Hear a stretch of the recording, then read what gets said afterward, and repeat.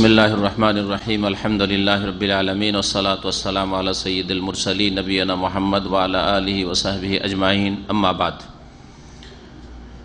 फ़क़द क़ालल मुअल्लिफ़ु रहिमहुल्लाहु तआला व अन हुज़ैफ़ता रज़ियल्लाहु अन्हु अन्न नबिय्य सल्लल्लाहु अलैहि वसल्लम काना यनहा अनिन नाई रवाहु अहमद व तिर्मिज़ी व हस्सनह व अन अबी हुरैरता रज़ियल्लाहु अन्हु अन्न नबिय्य सल्लल्लाहु अलैहि वसल्लम नअन नजाशी फिल यौमिल्लज़ी माता फ़ीह व खरज बिहिम इलल मुसल्ला फसफ़्फ़ा बिहिम व कब्बर अलैहि अरबअन मुत्तफ़क़ुन अलैहि। মহান আল্লাহর সমস্ত প্রশংসা যে আল্লাহ পাক রব্বুল আলামিন দ্বীন ইসলাম মনোনীত করেছেন মানব জাতির উদ্দেশ্যে। সালাত এবং সালাম নাজিল হোক নবী মুহাম্মদ রাসূলুল্লাহ সাল্লাল্লাহু আলাইহি সাল্লামের উপর, যিনি দ্বীন ইসলামের প্রত্যেকটি বিধিবিধান মানব জাতির উদ্দেশ্যে সুন্দর করে পৌঁছে দিয়েছেন এবং বিদায় হজে জীবনের শেষ সময়ে বারবার করে বলেছেন হজের ময়দানে আরাফায়, আল্লাহুম্মা হাল বাল্লাগত, আল্লাহ আমি কি পৌঁছে দিলাম, আমি কি তোমার দিন পৌঁছে দিলাম। সাহাবায়ে কেরামদেরকে সম্বোধন করেছেন। আজকে আমাদের এই শুক্রবার এশা পরে যে ধারাবাহিক নিয়মিত দর্স হয় তা হচ্ছে বুলুগুল মারাম থেকে হাদিস। আমরা কয়েক সপ্তাহ মাঝখানে স্থগিত থাকলেও সফরের কারণে বা বিভিন্ন কারণে আমাদের ধারাবাহিক আলোচনার দিকে আবার ফিরে আসছি। বুলুগুল মারাম থেকে হাদিস বিষয়বস্তু ছিল জানাজা সম্পর্কীয় হাদিসগুলি। জানাজা এবং মাইয়িত সম্পর্কীয় হাদিসগুলির আজকে যে আলোচনা শুরু হবে তা হচ্ছে মৃত ব্যক্তির মৃত্যু সংবাদ দেওয়া সম্পর্কে এবং তার সাথে সাথে গায়বানা জানাজা। কোনো ব্যক্তি যদি অন্য কোথাও ইন্তেকাল করে, মাইয়িত উপস্থিত নেই, এই রকম ব্যক্তির জানাজা যাকে গায়বানা জানাজা বলা হয়, এর বিধান কি শরীয়তে। হুযায়ফা রাদিয়াল্লাহু তাআলা আনহু থেকে বর্ণিত, তিনি বলছেন যে আন্না নবী সাল্লাল্লাহু আলাইহি ওয়াসাল্লাম কানা ইয়ানহা আনিন নাই, নবী করিম সাল্লাল্লাহু আলাইহি ওয়াসাল্লাম নিষেধ করতেন মৃত্যু সংবাদ দিতে। নাই মানে হচ্ছে মৃত্যুর সংবাদ দেওয়া, কিন্তু সেটা জাহেলিয়াতের যুগে ইসলাম আসার পূর্বে কি নিয়মে তারা দিত সেটা জানার বিষয়। রাহু আহমদ, এই হাদিসটি ইমাম আহমদ রহমতুল্লাহ আলাইহি বর্ণনা করেছেন মুসনাদ আহমদে, ইমাম তিরমিজি সুনানে তিরমিজিতে বর্ণনা করেছেন ওয়া হাসানাহু, এবং ইমাম তিরমিজি হাদিসটিকে হাসান বলেছেন। এবং হাফিজ ইবনে হাজার রহমতুল্লাহ আলাইহি হাদিসটিকে ফতুল বারিতে, বুলুগুল মারামেরই লেখক, তার প্রসিদ্ধ কিতাব ফতুল বারি সহিহ বুখারীর ভাষ্য, তাতেও হাদিসটিকে হাসান বলেছেন। তাহলে এই হাদিসে রয়েছে যে মৃত্যু ব্যক্তির সংবাদ পৌঁছাতে বা সংবাদ দিতে রাসূলুল্লাহ সাল্লাল্লাহু আলাইহি সাল্লাম নিষেধ করেছেন। আরেকটি এর বিপরীত হাদিস শোনেন, তারপরে আসল মাসলায় আসবো। ওয়া আন আবি হুরায়রা রাদিয়াল্লাহু আনহু আন্না নবী সাল্লাল্লাহু আলাইহি ওয়াসাল্লাম নাআন নাজাশী, আবু হুরায়রা রাদিয়াল্লাহু তাআলা আনহু থেকে বর্ণিত, নবী করিম সাল্লাল্লাহু আলাইহি ওয়াসাল্লাম নাজাশীর মৃত্যুর সংবাদ দিয়েছেন। আগের হাদিসে ওই নুন আইন ইয়া শব্দটি দিয়ে, না মানে ইখবার বিল মউত, কোনো ব্যক্তির মৃত্যুর খবর দেওয়া, সংবাদ দেওয়া, এটা নিষেধ করেছেন রাসূলুল্লাহ সাল্লাল্লাহু আলাইহি ওয়াসাল্লাম। তাতে রয়েছে ইয়ানহা, নিষেধ করেছেন। আর এই হাদিসে রয়েছে যে স্বয়ং রাসূলুল্লাহ সাল্লাল্লাহু আলাইহি ওয়াসাল্লাম নাজাশী, যে আবেসিনিয়া হাবাসা, যেখানকার ভাইরা আজকে এখানে তাদের সম্মেলন করছিল, হাবাসা, তখনকার হাবাসা বৃহৎ হাবশাই, বর্তমান যুগে যেটা আপনার ইথিওপিয়া আর এরিট্রিয়া, দুটোই দেশ শামিল। তখন একটা ছিল, এখন দুই ভাগে বিভক্ত হয়েছে, এরিট্রিয়া এবং যেটাকে বলা হচ্ছে ইথিওপিয়া, আরেকটি দেশ। এই সবটা মিলে হাবাসা ছিল। আর এখানকার রাজা ছিলেন একজন খ্রিস্টান। ইসলামের দাওয়াত বা সংবাদ পৌঁছিতে তিনি ইসলাম গ্রহণ করেছিলেন সেই জামানায় যখন রাসূলুল্লাহ সাল্লাল্লাহু আলাইহি সাল্লাম মদিনায় এসেছিলেন, তখন সেই সময়। আর মদিনায় এই মৃত্যুর সংবাদ এসছে, কিন্তু তার আগে রাসূলুল্লাহ সাল্লাল্লাহু আলাইহি সাল্লাম তার ন্যায় পরায়ণতা দেখে, তার ন্যায় নীতি দেখে, তার সততা দেখে মুজলুম সাহাবায়ে কেরামদেরকে মক্কা থেকে হিজরত করতে বলেছিলেন যে তোমাদের উপর খুব জুলুম অত্যাচার হচ্ছে মক্কায়, তো তোমরা যদি চাও তো হাবাসা হিজরত করে চলে যাও, সেখানে একজন ফাইন্না হোনাকা মালিকুন আদিলুন বা মালিকান আদিলান, সেখানে একজন ন্যায়পরায়ণ রাজা রয়েছে, লা ইউযলাম ইনদাহু আহাদ, সেখানে কার ওপর জুলুম করা হয় না। যদিও সে খ্রিস্টান ছিল কিন্তু ভালো মানুষ ছিল, ভালো মানুষ ছিল বলে আল্লাহ রাব্বুল আলামিন তাকে হেদায়েতের তৌফিক দিয়েছেন। আল্লাহ রাব্বুল আলামিন মানুষের অবস্থাও দেখেন যে কে কেমন মানুষ, এটাও প্রমাণ হয় এই নাজাশির ইসলামের ঘটনা থেকে।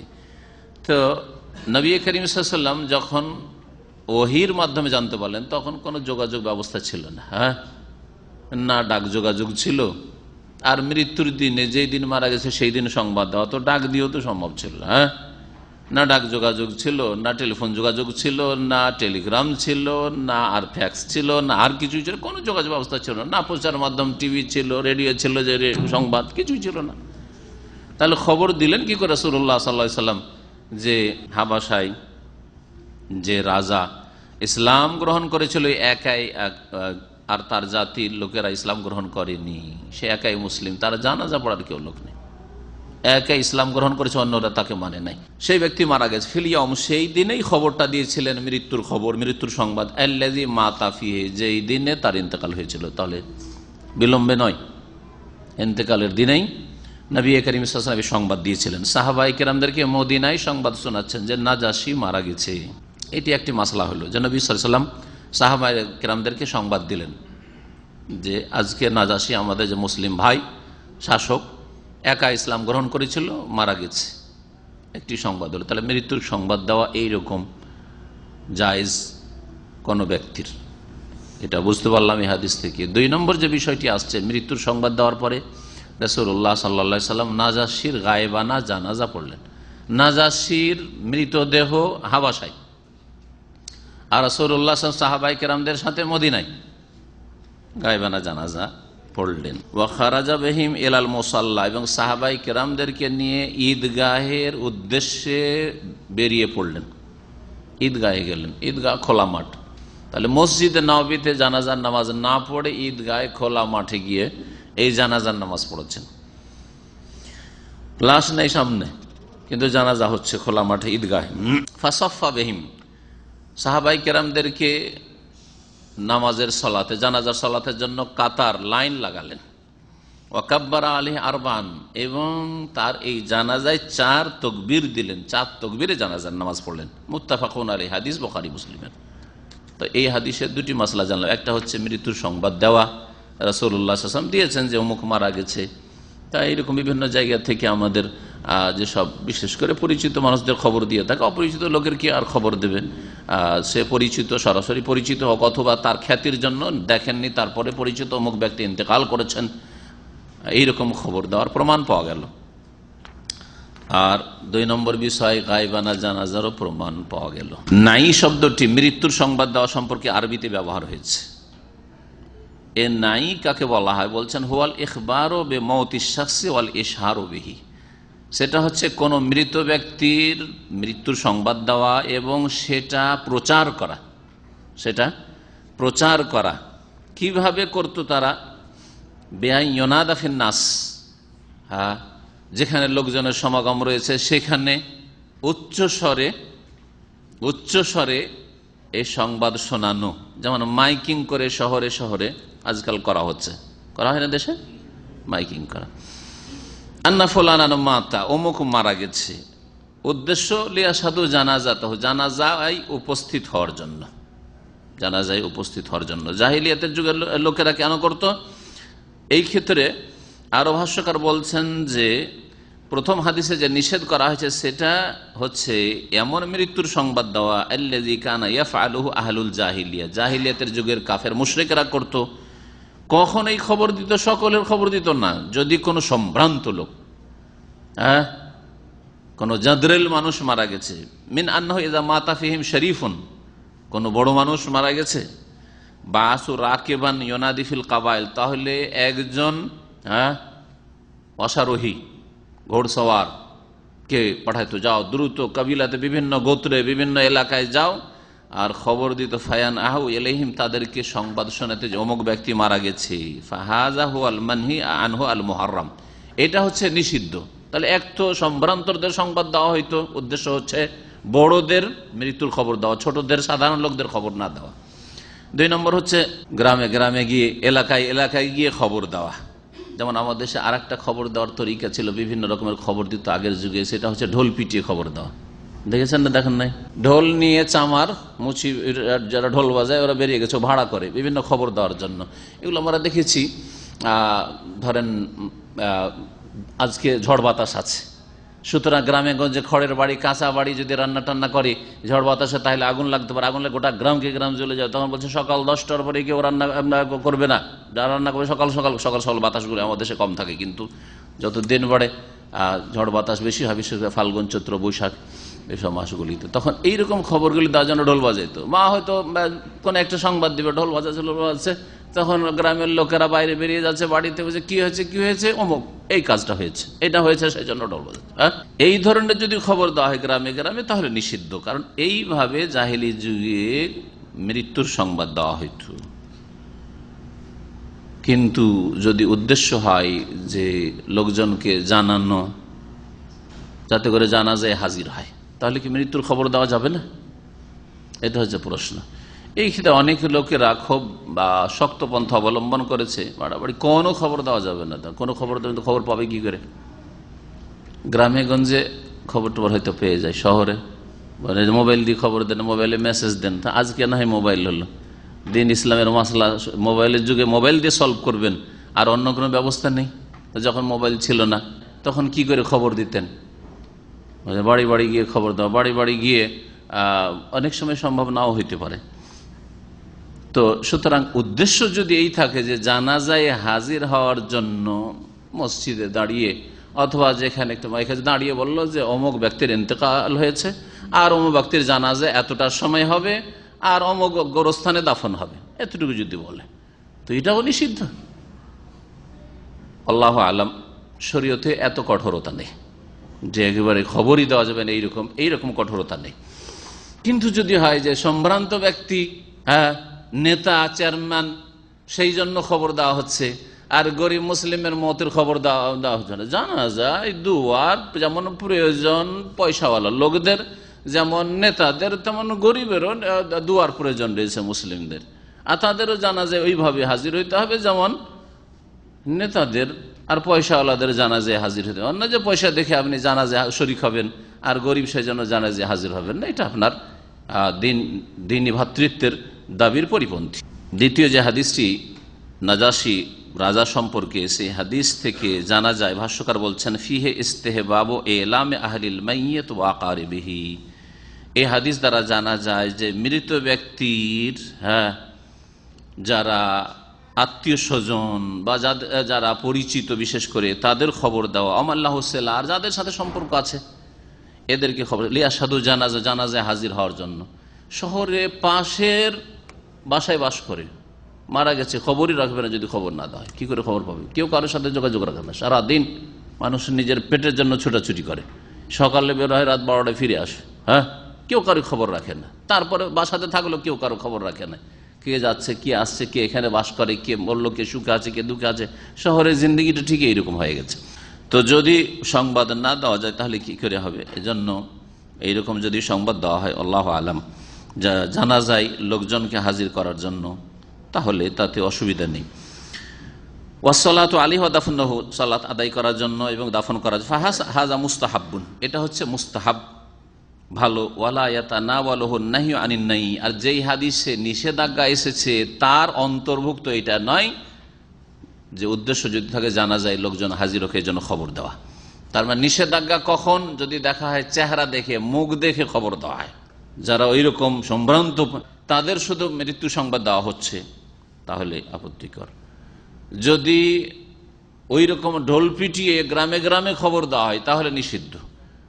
যেমন জাহেলির যুগে উঁচা জায়গায় দাঁড়াইতো, অথবা যেমন ভাষ্যকার বলল, আর অন্যান্যরা বলেছেন যে উঁচা জায়গায় পাহাড়ের উপর দাঁড়িয়ে গেছে, অমুক ইন্তেকাল করেছে, আর তার গুণগান শুরু হয়েছে, সে এই ছিল সেই ছিল, তার দ্বারা এই হয়েছে, তিনি এই কাজ করেছেন, এই সেবা করেছেন, দেশের এই সব সেবা করেছেন, দেশের তিনি হিরো ছিলেন, হাতি ছিলেন, ঘোড়া ছিলেন, এই সব করা, এগুলি হারাম কাজ, এগুলি হচ্ছে হারাম নাজায়েজ কাজ। ভাষ্যকার বলছেন যে ইমাম হাফেজ বিন হাজার রহমতুল্লাহ আলাইহি দুটো পরস্পর বাহ্যিক বিরোধী হাদিসকে পাশাপাশি নিয়ে এসেছেন।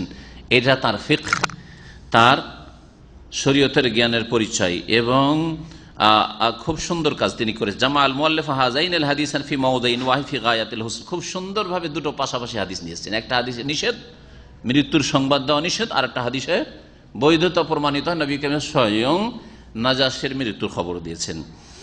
আর এই রকম বিভিন্ন জায়গায় হাফিজ হাজার রহমতুল্লাহ আলাইহি করেছেন, যেখানে দেখেছেন যে বাহ্যিক যেন পরস্পর বিরোধী হাদিস, সেখানে আসল বিধান, আসল শরীয়তের হুকুমটা জানিয়ে দেওয়ার জন্য। একটা হাদিস যদি নিয়ে নেন তো ঢালাহারে নিষেধ করে দিলেন, নিষেধাজ্ঞার হাদিস। আর যদি ওই হাদিসটাকে উপেক্ষা করে দেন, শুধু নাজাশের হাদিসের ঢালাহারে জায়েজ করে দিলেন, দুটোই ঠিক না। ঢালাহারে জায়েজ করে দেওয়া ঠিক না, যে মৃত্যুর সংবাদ যেইভাবে দেন সেভাবে মাইকিং করে বাড়ান শহরে শহরে, হ্যাঁ, কার নিয়ে, রিক্সাতে ইত্যাদি, এভাবেও ঠিক না। আর একেবারে খবর দিবেন না, চুপচাপ, হ্যাঁ, এটাও ঠিক নাই। তারপরে এই হাদিস দ্বারা আরো প্রমাণিত হলো যে গায়েবানা জানাজার বিধান আছে, তবে এতে কয়েকটি মত রয়েছে, উলামায়ে কেরামদের ইখতিলাফ রয়েছে, দ্বিমত রয়েছে। মতগুলি উল্লেখ করে সঠিক মত যেটি সেটি বর্ণনা করবো ইনশাআল্লাহ। এই হাদিস দ্বারা আরো বোঝা গেল যে জানাজার নামাজ মাইয়িত সাথে থাক আর নাই থাক, ঈদগাহে পড়া যাবে, ঈদগাহে জানাজার নামাজ পড়া যাবে। আরো হাদিস আসবে যে মসজিদেও পড়া যাবে, মসজিদেও জানাজার সালাত আদায় করা যাবে, যেমন সৌদি আরবের মসজিদগুলিতে, কারণ বাইরে সুবিধা ওইরকম হয় না, মসজিদে, বিভিন্ন মসজিদে জানাজার সালাত হচ্ছে, মসজিদে হারামে, মসজিদ নববীতে, আর এখানেও বিভিন্ন শহরগুলিতে বিশেষ বিশেষ মসজিদ রয়েছে যেখানে জানাজার সালাত হয়ে থাকে, জোহরে, আসরে, এরকম সময়গুলিতে বেশি হয়ে থাকে। তারপরে এই হাদিস দ্বারা জানা গেল যে জানাজার তাকবীর হচ্ছে চারটি, জানাজার তাকবীর হচ্ছে চারটি, এটা হচ্ছে প্রসিদ্ধ, আর এটা হচ্ছে সবচাইতে সহি, আর এটা সকলের জানা। সুতরাং এর বিপরীতে যে হাদিসগুলি রয়েছে, যদিও সেগুলির বৈধতা রয়েছে, কিন্তু সেগুলি নতুন পরিবেশ না করাই ভালো, যাতে করে মানুষ বিভ্রান্তির শিকার না হয়, ফিতনায় না পড়ে, অজ্ঞতার কারণে একটা সহি জিনিস অস্বীকার করবে বা হইচই করবে।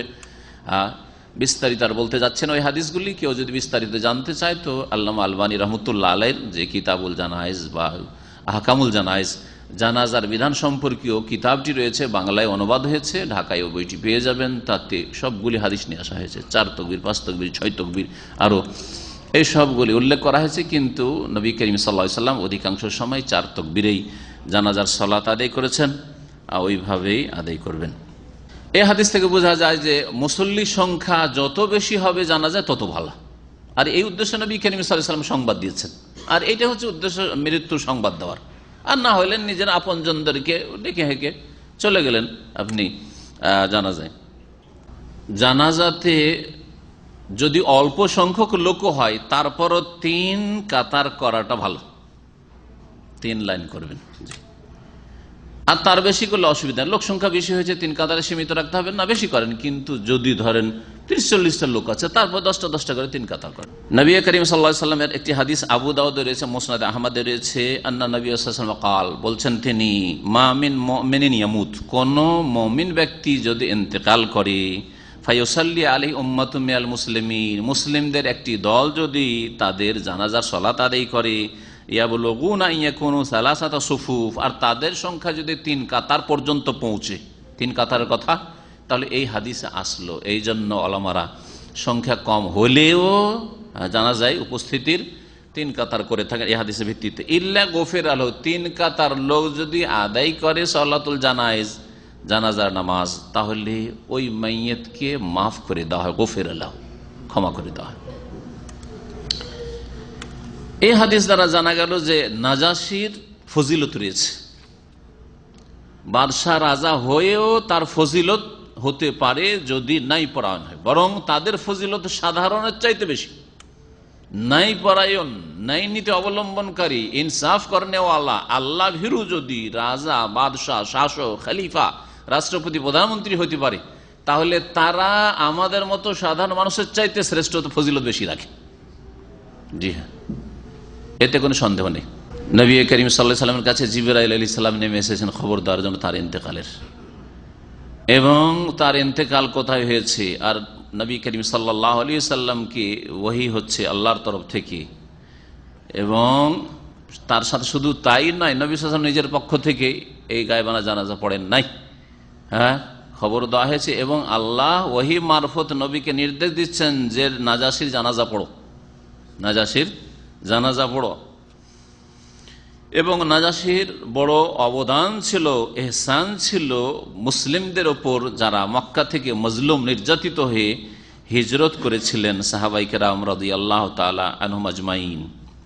আর সেখানে এমন কোনো লোকও ছিল না যে যারা এই নাজাশির জানাজা পড়বে। নবী করিম সাল্লাল্লাহু আলাইহি সাল্লাম তার ইন্তেকালের খবর দিলেন এবং সাহাবায়ে কেরামদেরকে নিয়ে তার গায়বানা জানাজা আদায় করলেন। উলামাদের গায়বানা জানাজা সম্পর্কে ইখতিলাফ রয়েছে। এই ক্ষেত্রে 3 থেকে 4টি মত রয়েছে। 4টি মতের জন্য বললাম যে এক ইমামেরই পক্ষ থেকে 2টি বক্তব্য রয়েছে, সেজন্য 4টি মত বলতে পারি।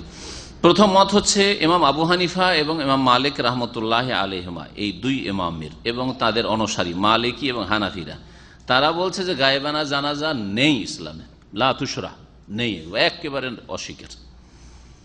হাদিস হাদিস আছে না নেই? নাজাশির হাদিস কোন কিতাবে আছে? বুখারী মুসলিমের হাদিস, মুত্তাফাক বুখারী মুসলিমের হাদিস। তারা এই হাদিসের জবাব দিচ্ছে, ও জবাবুম আলা কিসসাতি নাজাশি ওয়াস সালাত আলাই। আর এই নাজাশির ঘটনা এবং নাজাশির যে গায়বানা জানাজা রাসূলুল্লাহ সাল্লাল্লাহু আলাইহি সাল্লাম পড়লেন, এর উত্তরে তারা বলে যে আন্না হাযা মিন খুসুসিয়াতিন নবী সাল্লাল্লাহু আলাইহি সাল্লাম, এটা হচ্ছে নবী সাল্লাল্লাহু আলাইহি সাল্লামের বৈশিষ্ট্য, তার সাথে খাস। অন্যরা গায়বানা জানাজা অন্য কোনো লোকের পড়তে পারবে না। তারা যদি এই উত্তর দিতে পারে, তাহলে তার উত্তর দেওয়ার অধিকার অন্য ওলামাদের আছে যে আপনারা কেমন করে জানলেন যে এটা নবীর সাথে খাস? যদি আল্লাহ বলতেন বা তার রাসূল সাল্লাল্লাহু আলাইহি ওয়াসাল্লাম বলতেন যে এটা আমার সাথে খাস, তোমরা গায়বানা জানাজা আর কারো পড়বে না, তাহলে তো মেনে নিতে, অবশ্যই মানতে হবে। কারণ আল্লাহ বলেছেন অথবা তার রাসূল সাল্লাল্লাহু আলাইহি ওয়াসাল্লাম বলেছেন। সুতরাং এই যুক্তি যে এটা রাসূলের সাথে খাস, তার বৈশিষ্ট্য, গায়বানা জানাজা অন্য কেউ পড়তে পারে না, এই মতটি ঠিক নয়। 2 নম্বর মত হচ্ছে ওয়াজাহাবা শাফি ও আহমদ, ইমাম শাফি, ইমাম আহমদ এবং তাদের অনুসারী শাফিঈ এবং হাম্বলীরা, তারা বলছে আন্নাহা মাশরুআহ, যে গায়বানা জানাজা শরীয়তে আছে, গায়বানা জানাজা শরীয়তে আছে। তারা এই হাদিস সহিহাইনের হাদিস পেশ করেছে, এই একটি মত। তো ইমাম শাফিঈ রহমতুল্লাহ, শাফিঈরা আবার ঢালাহারে গায়বানা জানাজা পড়ে। ইমাম আহমদ থেকে আরেকটি ভিন্ন মত রয়েছে। একটি মতে ইমাম আহমদ রহমতুল্লাহ আলাইহি অনেক ক্ষেত্রে তিনি দ্রুত মত চেঞ্জ করতেন, আর এটা একদিক দিয়ে ভালো, আর তার উদ্দেশ্য খুব সৎ ছিল। যখন দেখতেন যে এটা আমার কাছে ঠিক লাগছে, ফতোয়া দিয়ে দিলেন।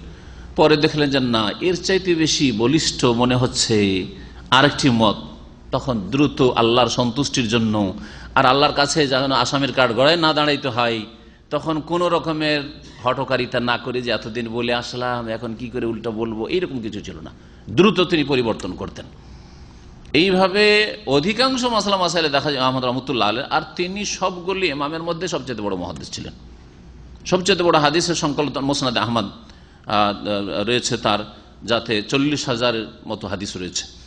তো এই ইমাম রহমতুল্লাহ আলাইহির একটি মত ইমাম শাফির সাথে, যে গায়বানা জানাজা আছে। আর শাফিঈরা এটাকে এত ব্যাপক রূপ দিয়েছে যে তারা সকলে গায়বানা জানাজা পড়ে। কারণ মা মারা গেছে, খবর পেল, সৌদি আরবে থাকে, বিদেশে থাকে, অন্য কোথাও থাকে, গায়বানা জানাজা। আর কেউ সৎ লোক মারা গেছে, তাও গায়বানা জানাজা, অসৎ লোক মারা গেছে, তাও গায়বানা জানাজা, ছোট বাচ্চা মারা গেছে, তারও গায়বানা জানাজা, সকলের গায়বানা জানাজা। এই মতটিও ঠিক নাই, এই মতটিও ঠিক নাই। কেন ঠিক নাই? এই জন্য যে রাসূলুল্লাহ সাল্লাল্লাহু আলাইহি ওয়াসাল্লাম নাজাশির শুধু গায়বানা জানাজা পড়েছে। বোঝা গেছে?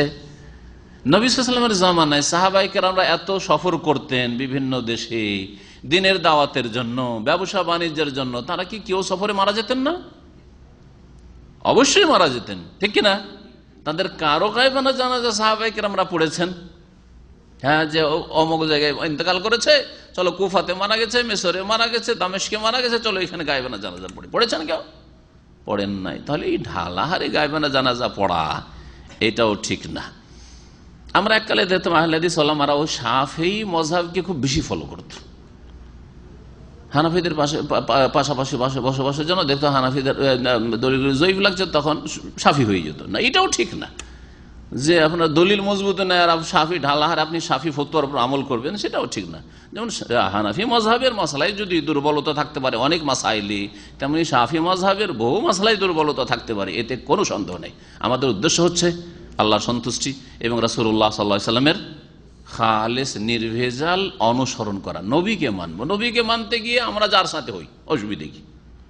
নবী করিম সাল্লাল্লাহু আলাইহি ওয়াসাল্লামের তরিকায় চলতে গিয়ে আমরা আবু হানিফার সাথে হইতে পারি, কখনো কখনো ইমাম শাফির সাথে হইতে পারি, কখনো ইমাম মালিকের সাথে হইতে পারি, কখনো ইমাম আহমদ বিন হাম্বলের সাথে হইতে পারি, কখনো কারোর সাথে না হইতে পারে। কিন্তু স্বাধীনভাবে কারোর সাথে না হইতে পারে বলার মানে এই নয় যে একেবারে স্বাধীনভাবে নিজে মুজতাহিদ হয়ে বসবেন, যেমন এক শ্রেণীর লোকের আজকাল শুরু করেছে। হ্যাঁ, এটাও ঠিক নাই। অধিকাংশ ক্ষেত্রে এই চার মাযহাবের ফিকহের কিতাবে যে মাসাইলগুলি রয়েছে এতেই মোটামুটি হক সীমিত রয়েছে। হয়তো লাখ লাখ মাসাইলে একটি দুটি মাসলা হইতে পারে যেই মাসলাগুলিতে হয়তো ভিন্ন পঞ্চম মতটি বেশি শক্তিশালী, এটা হতে পারে, এটা হতে পারে। এর দু চারটি উদাহরণ হয়তো পাওয়া যাবে, এর বেশি উদাহরণ পাওয়া যাবে। এই জন্য আমরা বলি যে চারটাতে হক সীমিত, চারটার প্রত্যেকটিতে হক সীমিত নয়। আমার এই কথাটি ব্যাখ্যা করে বুঝবেন যারা চিন্তাশীল মানুষ, যারা শিক্ষিত মানুষ, হ্যাঁ, যারা বুঝেন কথা। চার মাযহাবে হক যদি সীমিত বলা হয় তো অনেকটাই মেনে নেওয়া যাবে, কিন্তু চারটার প্রত্যেকটাতে হক আছে 100%। হ্যাঁ, আপনি শুধু হানাফি হয়ে থাকবেন হক পেয়ে যাবেন, শুধু শাফি হয়ে থাকবেন হক পেয়ে যাবেন, শুধু মালিকি হয়ে থাকবেন হক পেয়ে যাবেন, শুধু হাম্বলি হয়ে থাকবেন আর হক পুরোপুরি 100% পেয়ে যাবেন, এটা ভুল কথা। অর্থাৎ এক মযহাবেই আপনার হক আছে আর একটা মযহাব ফলো করবেন তাহলে আপনি নবীর অনুসারী হয়ে যাবেন, এই কথাটি ভুল।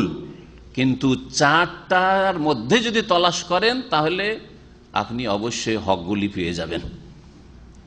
যদি হানাফি মযহাবে কিছু দুর্বল ফতোয়া থাকে তো মজবুত ফতোয়াগুলি শাফি মযহাবে আছে। শাফি মযহাবে কিছু দুর্বল থাকে, যেখানে দুর্বল আছে সেখানে মালিকি বা হাম্বলি মযহাবে শক্তিশালী দলিল ভিত্তিক মজবুত মাসলাগুলি আছে। তার একজন ভালো আলেমের কাজ হচ্ছে আজকালকার জামানায় এই চার মাযহাব পড়াশোনা করে তুলনামূলক পড়াশোনা করবে, কম্পিটিটিভ পড়াশোনা করবে।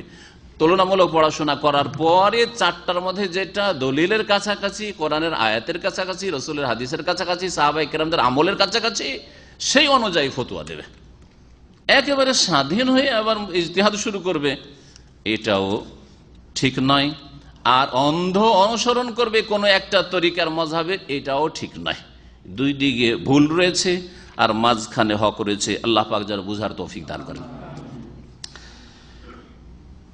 ওয়াতাওয়াসসাতা শাইখুল ইসলাম, তৃতীয় মত হচ্ছে ইমাম ইবনে তাইমিয়া রাহমাতুল্লাহ আলাইহির মত। তিনি মাঝামাঝি একটি ফতোয়া দিয়েছেন। এর আগে দুটি ফতোয়া হইল কি? একটা ফতোয়া হচ্ছে গায়বানা জানাজা মোটেই চলবে না, এটা নবীর সাথে খাস। আর একটা মত হচ্ছে গায়বানা জানাজা সকলের আছে।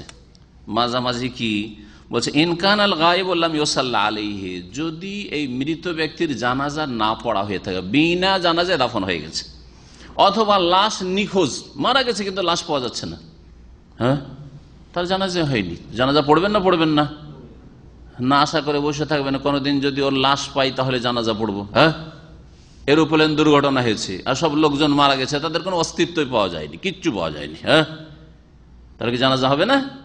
অবশ্যই জানাজা হবে, জানাজা হয়নি এদের। অথবা কোনো হাসপাতালে কোথাও মুসলিম দেশে মারা গেছে, কোথায় মারা গেছে আর খোঁজ খবর পাওয়া গেল না, মারা গেছে, জানাজা পড়তে হবে, মুসলিমে জানাজা পড়তে হবে। যখন নিশ্চিত হয়ে যাবেন লোকটি মারা গেছে তখন জানাজা পড়তে হবে। নিশ্চিত হয়ে গেছে কিন্তু লাশ হাতে আসলে না, লাশ উদ্ধার করতে পারলেন না, জানাজা পড়তে হবে।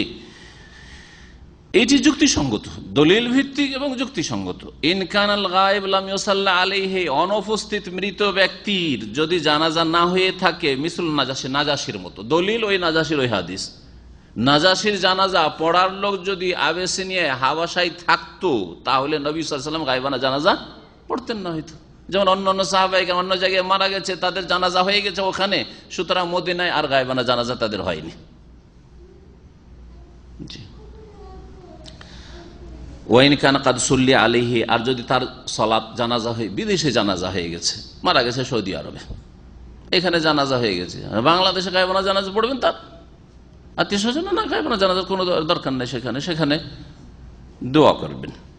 ওয়াইন কানাকাদ সুল্লি আলী, যদি তার কোনো জায়গায় জানাজা হয়ে গিয়ে থাকে, ফাকাদ সাকাতা ফারজুল কেফায়া মিয়াল মুসলিমিন, মুসলিমদের ওপর যে জানাজার সলাত আদায় করা ফারজে কেফায়া ছিল সেটা আদায় হয়ে গেছে। ওয়াহাজাল কাউল রিওয়ায়া আনিল ইমাম আহমদ, এটি হচ্ছে ইমাম আহমদের দ্বিতীয় মত, মানে তার থেকে বেশ কিছু বর্ণনা রয়েছে এই মাসলায়। একটি তো ইমাম শাফির সাথে মত, আর একটা মত হচ্ছে মধ্যম পন্থা, সেটা ইবনে তাইমিয়া রাহিমাহুল্লাহ বলছে জানাজা যদি না পড়া হয়ে থাকে, এমন মৃত ব্যক্তি হয় যার লাশ পাওয়া গেল না, বা জানছেন দাফন করেছে কিন্তু জানাজা পড়েনি হয়তো অমুসলিম দেশে অথবা এমন জায়গায় যে দাফন করা হয়েছে কিন্তু জানাজা হয়নি, তাহলে জানাজা পড়বেন। ইমাম ইবনুল কাইয়িম রাহমাতুল্লাহ আলাইহি ইবনে তাইমিয়ার ছাত্র, খাস ছাত্র, তিনিও এটাকে সহি বলেছেন জাদুল মাদ। যুক্তি বলছেন লিয়ান্নাহু তুফিয়া জামানান নবী ওয়ানাসুন মিন আসহাবি গায়বিন, কারণ নবী করিম সাল্লাল্লাহু আলাইহি ওয়াসাল্লামের জামানায় অনেক সাহাবায়ে কেরামরা বাইরে মারা গেছে, মদিনার বাইরে।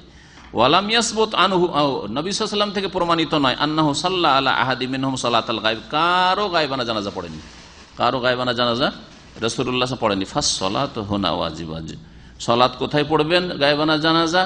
যেখানে জানাজা হয়নি কারো। আর একটি 4 নম্বর মত, সেটা হচ্ছে এটা তো পড়তে হবে সকলের কাছে, যার জানাজা হয়নি তার জানাজা, গায়বানা জানাজা পড়তে হবে। এটা শাফি, তারপরে আহমদ আর অন্য সকলে বলছে। কিন্তু জানাজা হয়েছে তারপরেও কি গায়বানা জানাজা পড়া যাবে?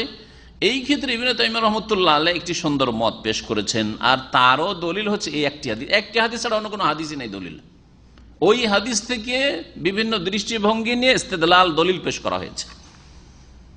সেটা হচ্ছে কোন বিশিষ্ট ব্যক্তি যদি ইন্তেকাল করে, নেক লোক ইন্তেকাল করে, আর তার দ্বারা যদি দ্বীন ইসলামের খেদমত হয়ে থাকে, এইরকম বিশিষ্ট ব্যক্তি, দ্বীন ইসলামের খেদমত তার দ্বারা হয়েছে, তার ইলম দ্বারা আলেমে দ্বীন ভালো, দ্বীন ইসলামের খেদমত হয়েছে, অথবা নেক আল্লাহ ভীরু শাসক, কোন দেশের, যার দ্বারা দেশে ইসলামের অনেক সেবা হয়েছে, হতে পারে। উলিল আমর 2 রকম, আল্লাহ রাব্বুল্লাহ আনুগত্য করতে বলেছেন, আতিউল্লাহ ওয়া আতিউর রাসূল ওয়া উলিল আমরে মিনকুম, তোমরা আল্লাহকে মানো, আল্লাহর আনুগত্য করো, রাসূলের আনুগত্য করো, আর নেতাদের আনুগত্য করো। নেতা হচ্ছে উলিল আমর হচ্ছে 2 রকম, ওলামা 1 নম্বরে, আলেমদের একজন আলেমের না, মুকাল্লিদ হওয়া নাই। এইখান থেকে তকলিদ মাযহাব বোঝানো হয়নি, যেটা ভুল ব্যাখ্যা, কোরআনে অপব্যাখ্যা করে মাযহাব প্রমাণ করতে চায়। উলিল আমর বহু বচন, জুর বহু বচন হচ্ছে উলু, তার মানে ওলামা দলের আনুগত্য করতে হবে। যেখানে থাকবেন আলেম ওলামারা ভালোর দিকে ডাকেন, ভালো কাজের দিকে আনুগত্য করবেন আপনি। আলেম ওলামা যদি আবার শিরক বিদাতের দিকে ডাকে তো কখনো আনুগত্য জায়েজ না। যেমন বাপ মা যদি গুনাহের দিকে ডাকে কখনো আনুগত্য করা যাবে না। আলেমদের কথা আল্লাহ উল্লেখ করেছেন, আর উল্লেখ করেছেন উলুল আমর মানে নেতৃস্থানীয় ব্যক্তি, যাদেরকে আল্লাহ দুনিয়ার শাসন ক্ষমতা দিয়েছেন যাদের হাতে। তাহলে ওরা যদি আবার নেক লোক হয়, ওদের দ্বারা দ্বীন ইসলামের অনেক খেদমত হইতে পারে। যা অনেক সময় কোরআন হাদিসের ইলমতে বড় বড় আলেম দিয়ে কাজ হয় না, যেটা শাসকের একটা অর্ডার দিয়ে হইতে পারে। কোরআন হাদিস আলেমরা চিল্লে চিল্লে সারা দিন রাত যদি দেশের পূর্ব থেকে পশ্চিম, উত্তর থেকে দক্ষিণ দাওয়াতের কাজ করে, তারপরে অনেকের সংশোধন হবে না।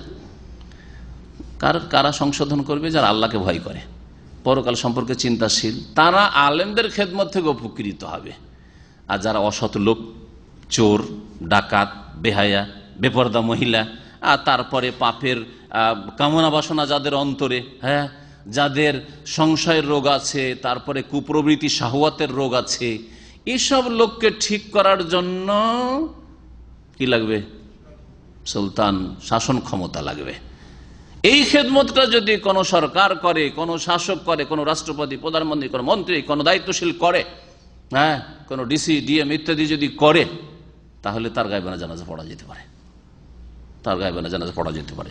বলছেন ইবনে তাইমিয়া রাহমাতুল্লাহ আলাইহি সম্পর্কে যে ওয়ানাকালা শাইখুল ইসলাম আনিল ইমাম আহমদ, আর এটা ইবনে তাইমিয়ার মত না, তিনি আবার বর্ণনা করেছেন ইমাম আহমদ থেকে, ইমাম আহমদ রাহমাতুল্লাহ আলাইহি 4 ইমামের একজন। আন্নাহু কাল, তিনি বলছেন, ইমাম আহমদ বলছেন, ইযা মাতা রাজুলুন সালিহুন, কোন নেক লোক, সৎ লোক যদি মারা যায় তো সুল্লি আলাইহি, তার জানাজা আদায় করতে হবে। দলিল ওয়াহতাজ্জা বিকিসসাতিন নাজাশি, নাজাশির ঘটনাই হচ্ছে দলিল। রাসূলুল্লাহ সাল্লাল্লাহু আলাইহি ওয়াসাল্লাম নাজাশির গায়বানা জানাজা পড়েছেন, তার একটা দিক হচ্ছে যে তার জানাজা হয়নি, দ্বিতীয় দিক হচ্ছে যে তার দ্বারা দিন ইসলামের মুসলিমদের বড় খেদমত হয়েছে। ওই মজলুম মুসলমানগুলি যখন জুলম অত্যাচারে আর বরদাস্ত হচ্ছে না, মাতৃভূমি মক্কা ছেড়ে যখন লোহিত সাগর পার করে হাবাসে আবেশে নিয়ে পৌঁছেছিলেন, তখন যদি এই নাজাশি আশ্রয় না দিতেন তাদের কি দশাটা হইতো। তারপরে এই কাফেররা তাদের প্রতিনিধি পাঠিয়ে ফিরিয়ে নেওয়ার জন্য আর বদনাম করার জন্য পাঠিয়েছিল কি ছিল, যে এরা জানেন আপনাদের দিনকে গালমন্দ করে, খ্রিস্টান ধর্মকে গালমন্দ করে, ঈসা আলাইহিস সালামকে গালমন্দ করে, আউযুবিল্লাহ, এইসব কথা বলে, আর এরা চোর, এরা বাটমার, এরা ডাকাত, এরা সব খুনি, এরা সব অপরাধী লোক, মক্কা থেকে পালিয়ে এসছে, এদেরকে আমাদের হাওয়ালা করেন, ফিরিয়ে দেন। এই রাসূলুল্লাহ সাল্লাল্লাহু আলাইহি ওয়াসাল্লামের নির্দেশে হিজরত, আর তারপরে কুফরি শক্তি গিয়ে ওখানে তাদের দূত পাঠিয়ে দিয়েছে। বাদশাহ অন্ধ হয়ে যদি কথা শুনে, যাও যাও অপরাধীদেরকে আমাদের দেশে থাকতে দেবো না, ভাগাও এদেরকে, তাহলে তো বড় বিপদ চলে আসে মুসলিমদেরও। বলছেন না, আমি তদন্ত করবো। ডাকলেন জাফর রাদিয়াল্লাহু তাআলা, রাসূলুল্লাহ সাল্লাল্লাহু আলাইহি ওয়াসাল্লামের চাচাতো ভাই, আলীর ভাই রাদিয়াল্লাহু আনহু, তিনি বক্তব্য রাখলেন এই নাজাশি বাদশার সামনে। ঘটনা খুব সুন্দর ঘটনা রয়েছে, আমরা কি ছিলাম আর কি হইলাম, আমাদের নবী আমাদেরকে কি শিক্ষা দিয়েছেন, চুরি ডাকাতি আর মিথ্যা আর অসৎ কথা কাজে শিক্ষা দিয়েছেন নাকি সৎ কাজের শিক্ষা দিয়েছেন, আমরা কি চরিত্রহীন ছিলাম, কত নোংরা নিকৃষ্ট ছিলাম, আর আমাদেরকে আল্লাহ রাব্বুল আলামিন এই নবীর মাধ্যমে এইসব পাপ থেকে নাজাত দিয়েছেন। আর যখন আমরা পাপ ছাড়লাম, শিরিক ছাড়লাম, মূর্তি পূজা ছাড়লাম, তখন আমাদের জুলুম অত্যাচার মক্কার লোকেরা শুরু করে দিল। এইসব বক্তব্য শুনে যখন তার আস্থা হইল, বলে যে যাও তোমরা ফিরে যাও। এই প্রতিনিধি কাফেরদেরকে বললো, কাফের নেতাদেরকে, যাও ফিরে যাও, আমার কাছে এদের উপর জুলুম করা হবে না, আমার কাছেই থাকবে, আমার দেশেই থাকবে। এত বড় খেদমত হয়েছে। আজকাল একটা লোক যদি মুসলিম দেশে আশ্রয় নিতে চাই, মজলুম হয়ে তো আশ্রয় হয়তো পাওয়া যাবে না, কিন্তু ইসলামের বিরুদ্ধে বলে দিক, কোন নাস্তিক মোনাফিক যদি ইসলামের বিরুদ্ধে বলে দেয়, গিয়ে যদি পশ্চিমা দেশে আশ্রয় যায়, সাথে সাথে গ্রিন কার্ড, সাথে সাথে তার জন্য পাসপোর্ট রেডি আছে, সমস্ত দেশের নেসেসিটি অফার তার কাছে, কোন দেশে আসবে আসো, কারণ ইসলামকে গাল দিয়ে আসতে পেরেছে, ইসলামের দুশ্মনী করে আসতে পেরেছে। এ হচ্ছে অবস্থা। শেখ ইবনে উসাইমিন রাহমাতুল্লাহ আলাইহি সৌদি আরবের খুব বড় আলেম ছিলেন এই জামানায়। তার দার্সে আমরা বসেছি, কিছু দার্সে কাসিমা বসছি, মক্কায়, মদিনায়, মসজিদে নববীতে, মসজিদে হারামে তার রমজান মাসে দার্স হইত। তো রাহমাতুল্লাহ আলাইহি তার ওস্তাদ ছিলেন আল্লামা শেখ আব্দুর রহমান নাসির আস-সাদি, তার বড় একজন ওস্তাদ। ওনাইজা আল কাসিমের একটি দ্বিতীয় বড় শহর, বুরাইদার পরে ওই শহরের তিনিও ছিলেন। তার একটি তাফসির রয়েছে, সুন্দর তাফসির রয়েছে, তাফসির সাদি বলে প্রসিদ্ধ এই তাফসিরটি।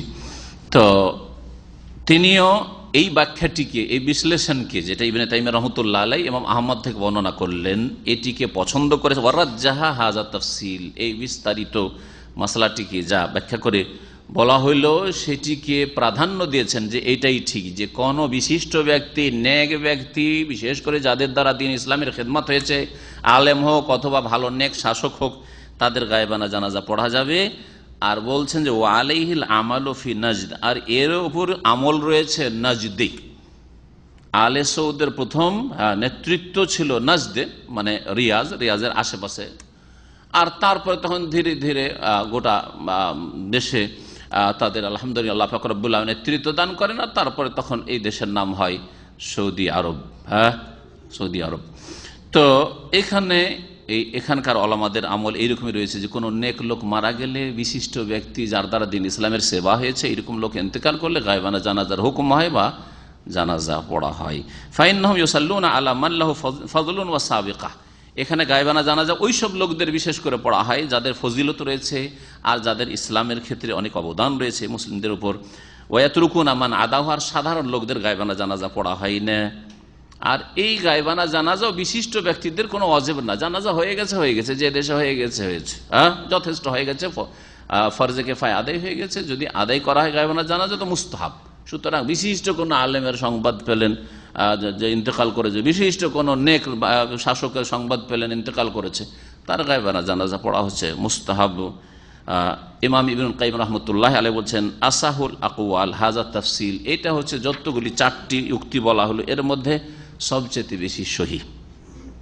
আবার বলছি, যার গায়ে জানাজা হয়নি, মোটে বিনা জানাজায় দাফন হয়ে গেছে, বা লাশের খোঁজই পাওয়া যায়নি, গায়েবানা জানাজা পড়বেন। লাশ হাজির করতে পারলেন না, তারপরেও গায়েবানা জানাজা পড়বেন। আর তারপরে এমন ব্যক্তির জানাজা পড়বেন, জানাজা হওয়ার পরেও, যেই ব্যক্তির দ্বারা দিন ইসলামের খেদমত হয়েছে, নেক মানুষ, আলেম দিন হোক অথবা মুসলিম শাসক হোক। আল্লাহু আলাম। ওয়ান ইবনে আব্বাস রাদিয়াল্লাহু আনহুমা ক্বাল সামি'তু নবিয়্য সাল্লাল্লাহু আলাইহি ওয়াসাল্লাম ইয়াকুল মা মিন রাজুলিন মুসলিমিন ইয়ামুতু ফায়াকুমু আলা জানাজাতিহি 40 রাজুলান লা ইউশরিকুনা বিল্লাহি শাইআন ইল্লা শাফাআহুমুল্লাহু ফীহি, রাওয়াহু মুসলিম। আব্দুল্লাহ বিন আব্বাস রাদিয়াল্লাহু তাআলা আনহুমা থেকে বর্ণিত, তিনি বলছেন যে আমি নবী করিম সাল্লাল্লাহু আলাইহি ওয়াসাল্লামকে বলতে শুনেছি, মা মিন রাজুলিন মুসলিম, কোন মুসলিম ব্যক্তি, ইয়ামুতু যদি ইন্তেকাল করে, মারা যায়, ফায়াকুমু আলা জানাজাতি 40 রাজুলান, আর তার জানাজায় যদি 40 জন মানুষ উপস্থিত হয়, শরিক হয়, এমন 40 জন মানুষ, এমন 40 জন মুসলিম, লা ইউশরিকুনা বিল্লাহি শাইআন, যারা আল্লাহর সাথে কোনো কিছুকে শরিক করে না, শিরক মুক্ত। 40 জন লোক, তাহলে শিরকি আকীদা মুক্ত হইতে হবে। হ্যাঁ, 40,000 40 লক্ষ মানুষ যদি কারো জানাজায় হাজির হয়, আর সবগুলি যদি বা অধিকাংশ বা যদি কবর মাজার পূজারি হয়, হ্যাঁ, শিরকি আকবার শিরকি আসগারে ডুবে আছে, তাবিজওয়ালা তাবিজ ব্যবসায়ী মোল্লা মৌলবীদের দল হয়, তাহলে কি মাফ হবে? হবে না। কারণ শর্ত হচ্ছে লা ইউশরিকুনা বিল্লাহি শাইআন, আল্লাহর সাথে কোনো কিছুকে শরিক করে না। না বড় শিরক রয়েছে, না ছোট শিরক রয়েছে। বড় শিরক এই কবর মাজার পূজা, বড় শিরক। ছোট শিরক আমাদের দেশের প্রেক্ষাপটে বলছে, ছোট শিরক অনেক রয়েছে, বড় শিরক অনেক রয়েছে। একটা বললাম শুধু, ছোট শিরক অনেক রয়েছে। তার মধ্যে একটা হচ্ছে তাবিজ ব্যবসা। তাবিজ ব্যবসা, এই তাবিজ দিয়ে চিকিৎসা করা। হ্যাঁ, এছাড়াও ছোট শিরক অনেক রয়েছে। তো যারা শিরক মুক্ত, এইরকম 40 জন মুসলিম যদি কারো জানাজায় হাজির হতে পারে, আর তারা জানাজার সালাত আদায় করে, তাহলে আল্লাহ পাক তাদের শাফাত সুপারিশ কবুল করে, ইল্লা শাফাহুমুল্লাহু ফীহি, তাহলে এই 40 জনের সুপারিশ আল্লাহ রাব্বুল আলামিন ওই মৃত ব্যক্তির ক্ষেত্রে গ্রহণ করবেন, কবুল করবেন। এই হাদিসে যে কথাগুলি রয়েছে তা স্পষ্ট। তা হচ্ছে জানাজায় যত বেশি সংখ্যায় লোক আসবে তত ফজিলত, তবে কমপক্ষে 40 জন লোক হলে ভালো, তাহলে এই হাদিসের ফজিলতটি হাসিল করবে। কিন্তু সুপারিশ যে হবে, সুপারিশ কার তরফ থেকে? একটা দিক শুধু বললাম, সেটা হচ্ছে যে যারা জানাজায় শরীক হয়েছে তারা যেন শিরক মুক্ত হয়, ঠিক না?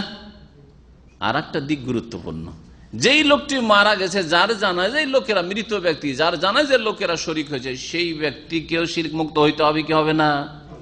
আরে সে যদি শিরকি আকীদার হয়, 40 জন কেন, লাখ লাখ মানুষ হাজির হয়েছে জানাজায়, কিন্তু যেই লোকটির জানাজা পড়া হচ্ছে সে হচ্ছে শিরকি আকীদার লোক, মাজার পূজারি। হ্যাঁ, সেই লোকটি হচ্ছে নাস্তিক, সেই লোক হচ্ছে মুনাফিক, আমলের মুনাফিক না, আকীদার মুনাফিক।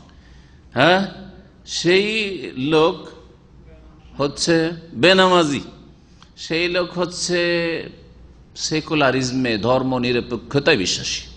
ধর্ম শুধু এখানে, ধর্ম এখানে, ধর্ম নিরপেক্ষতা, ধর্ম এখানে, পার্সোনাল জীবনে আপনি এইসব কথা অন্য কাউকে কেন বলবেন? আরে ওর নামাজ পড়বেন না পড়বে ওর ব্যাপার হইল, হ্যাঁ, আপনি কেন ওকে বলতে যাবেন কিছু? এটা হচ্ছে ধর্ম নিরপেক্ষতা। হ্যাঁ, ধর্ম নিরপেক্ষতা মানে ধর্মকে উপেক্ষা করে চলা, ধর্ম নেই তাদের কিছু। আল্লাহ দিন, তার অপর নাম হচ্ছে নো রিলিজিয়ন, লা দিন, দিন নেই তাদের, কোনো দিন নেই। বলছে আমাদের কোনো দিন নেই, বাকি তোমরা কি করবে না করবে তোমাদের ব্যাপার। তাহলে দিন অস্বীকার করা, ধর্ম নিরপেক্ষতা, দিনকে অস্বীকার করা, আল্লাহ নাজিলকৃত দিনকে। এইরকম আকীদার লোক মারা গেছে, আর 40 জন কেন, সারা দুনিয়ার মুসলিমকেও হাজির করে দিল, আল্লাহ মাফ করবেন না। নিজের কথা নাকি না কোরআনে কারীমের কথা? সূরাতুল মুদ্দাসসির আল্লাহ বলছেন, হ্যাঁ, ফি জান্নাতি ইয়াতাসাআলুনা আনিল মুজরিমিন মা সালাকাকুম ফি সাকার, জান্নাতে জান্নাতীরা চলে যাবে, আর তাদের পরিচিত অনেক গুনাহগার পাপীরা জাহান্নামে যাবে। তারা জিজ্ঞেস করবে, হ্যাঁ, আনিল মুজরিমিন, অপরাধীদের সম্পর্কে, মা সালাকাকুম ফি সাকার, তাদেরকে জিজ্ঞেস করবে। তাহলে আল্লাহ রাব্বুল আলামিন কানেকশন করে দিবেন। হ্যাঁ, সৌদি আরবে বসে সারা পৃথিবীর যে কোনো দেশে যদি কল করে নিতে পারে দুনিয়ায়, তো জান্নাত থেকে জাহান্নামীর খোঁজ খবর, হ্যালো কোথায় আছো? বলে জাহান্নামে আছি, জ্বলছি, খবর নেওয়া যাবে না? মা সালাকাকুম ফি সাকার, কি ব্যাপার তোমরা জাহান্নামে কেন, জান্নাতে আসলে না, কই দেখা হইল না? গ্রামের মানুষ, দেশের মানুষ, একই কোম্পানিতে ছিলেন, হ্যাঁ হ্যাঁ একই জায়গায় ছিলেন, কি ব্যাপার জাহান্নামে কেন তোমরা? কালু, প্রথম উত্তর হবে তাদের, লাম নাকুম মিনাল মুসাল্লিন, আমরা মুসল্লি ছিলাম না। মুসল্লি কাকে বলা হয়? 3 অক্টোবরে মুসল্লি হয়, 4 অক্টোবরে মুসল্লি হয়, ফজর পড়ে না মুসল্লি, হ্যাঁ ফজর সূর্য ওঠার পরে পড়ে মুসল্লি লোক বলবেন নাকি? কখন মুসল্লি না? তাহলে 5 ওয়াক্ত নামাজই হইতে হবে, এই জন্য নামাজ ছাড়া কুফর। প্রথম কারণ জাহান্নামে যাওয়ার হচ্ছে, এর আগে অবশ্যই শিরক আছে, কিন্তু শিরক মুক্ত হলেও যখন শিরক মুক্ত তারপরে নামাজ দেখা হবে, নামাজ না থাকলে জান্নাত নেই। এই আয়াত স্পষ্ট প্রমাণ করে যে আমরা নামাজ পড়তাম না। ওয়ালাম নাকুন নুতইমুল মিসকিন, আর আমরা গরিবদেরকে অন্ন দিতাম না, মানে যাকাত দিতাম না। ওয়া কুননা নুকাযযিবু বিয়াউমিদ্দিন, আমরা পরকালকে অস্বীকার করতাম, পরকাল সম্পর্কে সন্দেহান অথবা অস্বীকার, পরকাল সম্পর্কে সারা জীবনটা গাফিল। আজকাল অধিকাংশ মুসলিমদের অবস্থা, সারা জীবন ধরে ওকে যদি ভালো করে জিজ্ঞেস করে যে তুই তোর বুকে হাত দিয়া বল যে আল্লাহকে বলে আর পরকাল বলে কখনো চিন্তা হয়? কখনো চিন্তা হয় না, কিন্তু পয়সার কথা ঘুমেও চিন্তা হয়। বোঝা গেছে? নেতৃত্বের কথা যারা নেতাগিরি করে সবসময় চিন্তা হয় যে কেমন করে উপরে বাড়বো, কিন্তু আখিরাতের কথা কখনো চিন্তা হয় না। মওতের কথা, অনেকের মওতের কথা, আমি যে মরবো এই কথা আপনার চিন্তাতে আসে না। শুধু সবাই মারা যাচ্ছে ওগুলো চিন্তা, আরে ওই লোকটা মারা গেল রে, ওই লোকটা অ্যাক্সিডেন্ট হলো রে, ওই লোক মারা গেল, আর আমি আপনিও যে কখন চলে যাব, নিজের কথাটা কখন স্মরণ হয়? আমাদের কি এরকম স্মরণ হয় যে আজকে আমি চলে যেতে পারি? স্মরণ করার মতো স্মরণ, আজকে এই এশার নামাজটা হয়তো শেষ নামাজ, ফজর আর পাবো না, স্মরণ হয়? এটা যদি আমার কোনো অন্য ভাইয়ের হইতে পারে যে রাস্তায় বেরোলো আর গাড়ি দুর্ঘটনা হঠাৎ করে সুস্থ মানুষ মারা গেল, বা বসে থাকতে থাকতে হঠাৎ করে হার্ট অ্যাটাক করে মারা গেল, তো আপনার আমার হইতে পারে না? তাহলে এইভাবে মওতকে স্মরণ করা, যে আপডেট করে রাখি আমার আমলটাকে, আকীদাকে, ঈমানকে, হ্যাঁ তওবাকে, ইস্তিগফারকে, আল্লাহর সাথে সম্পর্কটা হ্যাঁ সুন্দর রাখি। এই নয় যে এই রমজানে ঠিক করে নেব, হজ করলে ঠিক করে নেব, সময় তো আমার কাছে হাতে নেই, ও তো আল্লাহ পাক জানে। যে সুতরাং আমার কাছে যতটা সময় আছে এই সময়, এতটাই সময়, এই যে বর্তমান বলছি এটাই হয়তো আমার লাস্ট সময়, এরপরে সময় আছে কিনা এক মুহূর্ত তাও জানা নেই। সুতরাং এইভাবে মওতকে স্মরণ করা, আখিরাতকে স্মরণ করা, এগুলি বিষয় হচ্ছে ইমানের বিষয়। তো বলছিলাম যে আল্লাহ রাব্বুল আলামিন ওই আয়াতগুলিতে আরও যে কথাটি বলতে হবে, শাফাআতের কথা বলছিলাম, ওয়াকুন্না নুকাযযিবু বিয়াউমিদ্দিন ফামা তানফাউহুম শাফাআতুশ শাফিঈন। সুতরাং এই শ্রেণীর লোকদের জন্য যারা জাহান্নামে গেছে এইসব অপরাধের কারণে, নামাজ ছাড়ার কারণে, যাকাত না দেওয়ার কারণে, হ্যাঁ পরকাল সম্পর্কে চিন্তাশীল না হওয়ার কারণে, তাদের সুপারিশকারীর কোনো সুপারিশ কাজে আসবে না। সুপারিশকারীর সুপারিশ কোনো কাজে আসবে না। তাহলে বোঝা গেল যে 40 জন কেন? এই হাদিস আছে সুপারিশ কবুল হবে কার?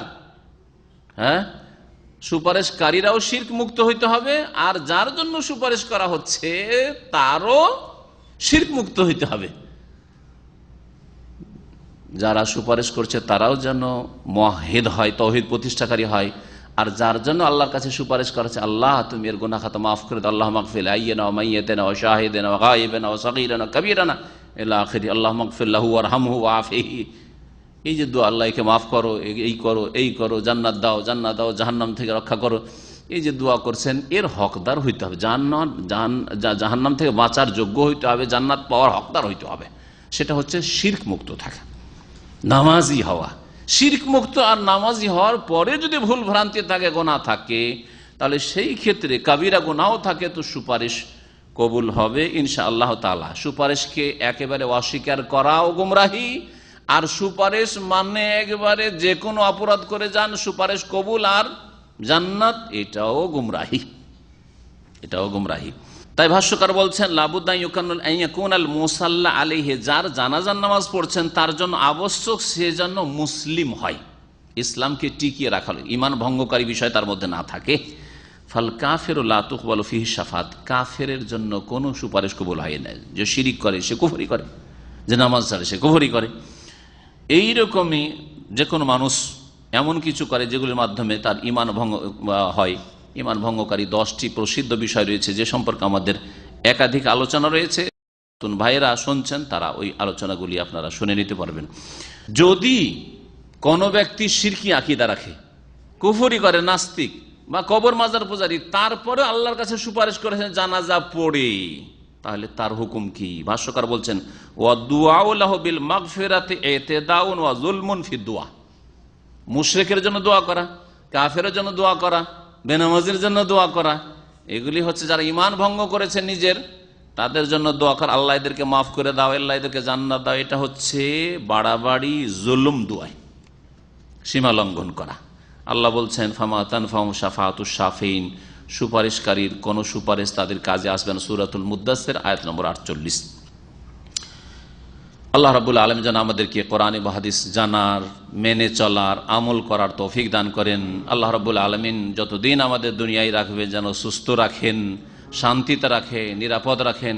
আল্লাহ রাব্বুল আলামিনের কাছে দোয়া করি আল্লাহ রাব্বুল আলামিন যখন আমাদেরকে দুনিয়া থেকে নেবেন, আল্লাহ যেন ভালো অবস্থায় নেন, নেকির অবস্থায় নেন, সবসময় গুনাহ থেকে বেঁচে থাকার তৌফিক দান করেন। কালিমা তাইয়্যিবার শাহাদাতের আল্লাহ রাব্বুল আলামিন তৌফিক দান করেন।